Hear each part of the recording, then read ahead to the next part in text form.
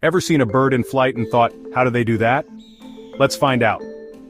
Birds have a special trick up their wings called aerodynamics. Their wings are shaped to create lift, allowing them to rise into the air.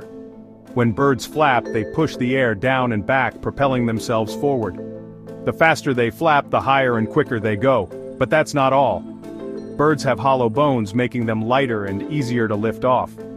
And those feathers? They're perfect for catching air and controlling direction. Pretty cool, right? So next time you see a bird flying, you'll know the science behind their amazing flight. If you enjoyed learning with us, make sure to hit that like button and subscribe for more fascinating facts. See you next time.